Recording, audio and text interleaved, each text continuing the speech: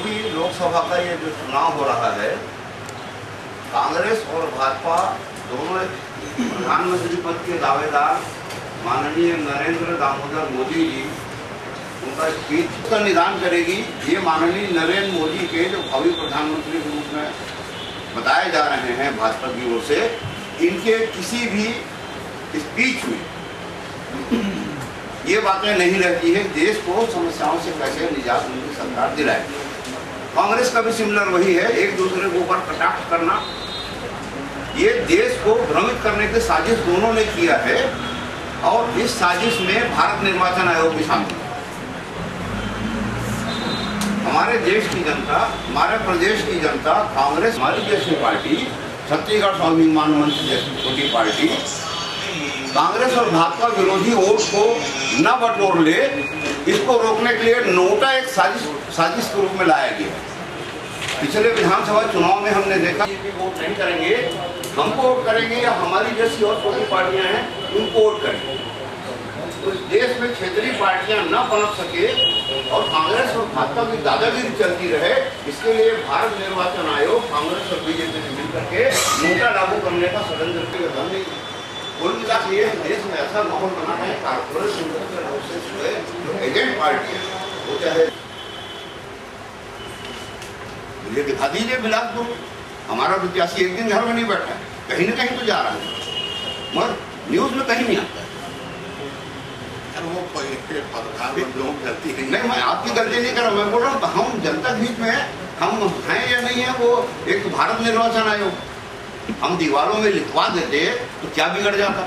वो स्वयं लिखवाए हैं मतदान करिए, अनिवार्य रूप से मतदान करिए, दीवार वो खराब कर रहे हैं। हम अपनी बात लिख देंगे तो दीवार खराब हो जाएगी।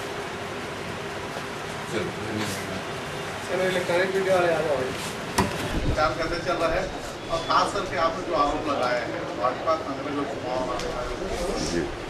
क्या मामला है, किस तरह से उसको आप अपनी बात को रखती हैं? देखिए, छत्तीसगढ़ स्वाभिमान मंच की ओर से जहाँ तक चुनाव प्रचार का सवाल है, दूसरे चरण का चुनाव जो 17 तारीख को कल होने जा रहा है, उन क्षेत्रों में हमारा प्रचार कार्य पूरा हो गया है। लगभग पूरे लोकसभा क्षेत्रों में हमारे जनसंपर्क हो गए हैं।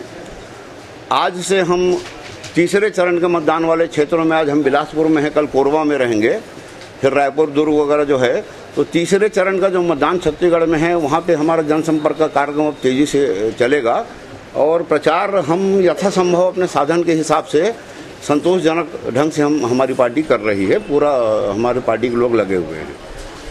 जहाँ तक भारत निर्वाचन आयोग, भाजपा और कांग्रेस के बीच में संबंधों की बात है, हमारी पार्टी का मानना है कि भारत निर्वाचन आयोग जिसकी जिम्मेदारी है इस देश में निष्पक्ष चुनाव कराना, भारत निर्वाचन आयोग, बड़े दुर्भाग्य की बात है कि भारत निर्वाचन आयोग निष्पक्ष चुनाव कराने के बजाय भाजपा और कांग्रेस जैसी पार्टियों के एजेंट के रूप में काम कर रही है और तीनों मिलकर के एक साजिश के तहत छत्तीसगढ़ स्वाभिमान मंच जैसी छोटी पार्टियों को इस लोकतांत्रिक निर्वाचन प्रक्रिया से बाहर करने की साजिश ये लोग कर रहे हैं। उदाहरण के लिए ईवीएम मशीन में बाइट ले रहे हैं, कौन बजा रहा है यार?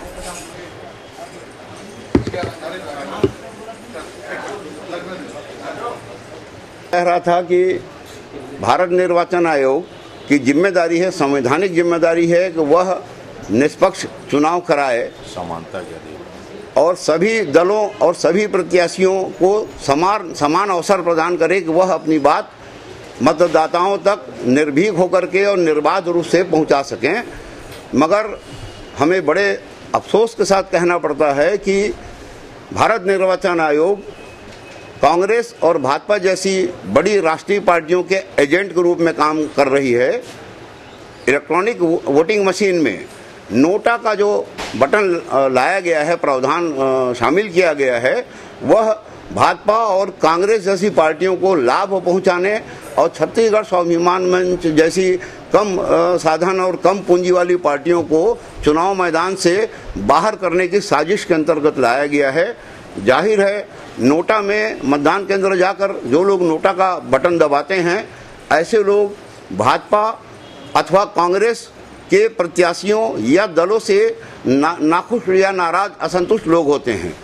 ऐसा कांग्रेस और बीजेपी का असंतुष्ट वोट हमारा वोटर है, और नोटा का प्रावधान यदि मशीन में ना हो तो ये तमाम वोट कांग्रेस और बीजेपी के खिलाफ हमारे छत्तीसगढ़ स्वाभिमान मंच या हमारे जैसे अन्य छोटी पार्टियों के खाते में निश्चित रूप से आने वाला वोट है। तो भारत निर्वाचन आयोग ने नोटा का प्रावधान करके कांग्रेस भाजपा विरोधी वोट को क्षेत्रीय पार्टियों के खाते में जाने से रोकने का उन्होंने एक साजिश किया है। नोटा उसी का एक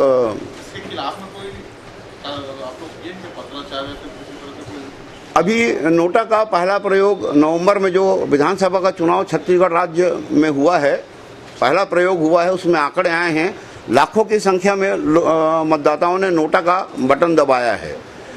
ये 3 महीने के अंतराल में हम इस मुद्दे को लेकर के आगे बढ़ते, इस बीच में लोकसभा का चूंकि अभी चुनाव चल रहा है, चुनाव के दौरान इन बातों को कहीं भी सिर्फ हम भारत निर्वाचन आयोग को चिट्ठी लिखने के अलावा अभी फिलहाल कुछ भी करने की स्थिति में नहीं है, मगर इस मुद्दे को लेकर के हम निश्चित रूप से भारत निर्वाचन आयोग के समक्ष उपस्थित होंगे, उन्हें अपनी बातों से अवगत कराएंगे। जरूरत पड़ने पर छत्तीसगढ़ स्वाभिमान मंच इस मुद्दे को लेकर के न्यायालय जाने में भी पीछे नहीं रहेगी। आप पार्टी को कहां देखते हैं? छत्तीसगढ़ स्वाभिमान मंच की निगाह में आम आदमी पार्टी का जो पॉलिटिकल कैरेक्टर है, राजनीतिक चरित्र है, वह कांग्रेस अथवा भाजपा से अलग नहीं है। आम आदमी पार्टी के पास भी न कोई पॉलिटिकल व्यू है, न नीतियां हैं, न कार्यक्रम है जिसके अंतर्गत इस देश की समस्याएं, गरीबी, भुखमरी, बेरोजगारी, भ्रष्टाचार, इसको दूर करने का कोई विजन आम आदमी पार्टी के पास नहीं है। आम आदमी पार्टी सिर्फ कांग्रेस अथवा भाजपा के खिलाफ जो असंतुष्ट वोटर है उनको रिझाने का ही काम कर रही है। इसके अलावा उनके पास अपना कोई विजन आज की तारीख तक नहीं है।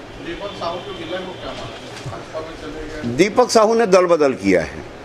पार्टी का विलय यदि हुआ होता तो आज 7 लोकसभा सीटों में भारत निर्वाचन आयोग चुनाव प्रक्रिया के दौरान हमारे ए और बी फॉर्म को मान्यता नहीं देती, और हमारा जो पार्टी का चुनाव चिन्ह है विसिल सिटी, वो हमको अलॉट नहीं करती। जाहिर है पार्टी का विलय नहीं हुआ है। अलबत्ता दीपक साहू ने अपने कुछ साथियों के साथ दल बदल करके भाजपा की सदस्यता ली। दीपक साहू के भाजपा में जाने से छत्तीसगढ़ स्वाभिमान मंच को 1 महीने के अंदर ही लगभग 3 गुना शक्ति प्राप्त हुआ है। हमने 54 विधानसभा चुनाव क्षेत्रों में चुनाव लड़ा था, उसके नेतृत्व में, अध्यक्षता में। आज की तारीख में 7 लोकसभा क्षेत्र छत्तीसगढ़ में, इसके अलावा 3 लोकसभा क्षेत्र शहडोल, मंडला, बालाघाट मध्य प्रदेश में, नागपुर जहां भाजपा के पूर्व राष्ट्रीय अध्यक्ष नितिन गडकरी चुनाव लड़ रहे हैं, वहां भी हमारी पार्टी ने कैंडिडेट दिया था, मतदान हो गए हैं। इसके अलावा दीपक साहू के जाने के बाद छत्तीसगढ़ स्वाभिमान मंच ने 4 प्रदेशों में अपनी प्रदेश कमेटियां बनाई हैं। झारखंड में, महाराष्ट्र में, मध्य प्रदेश में, और छत्तीसगढ़ में भी प्रदेश कमेटी नहीं था। छत्तीसगढ़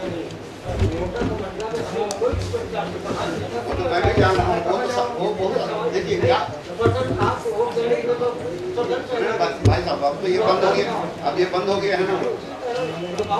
मेरी बात वो बात ठीक है, 15 कैंडिडेट है, 16 नोटा है, नोटा 15 के खिलाफ, ये पक्की बात। मगर मतदाता किसके कार्यों को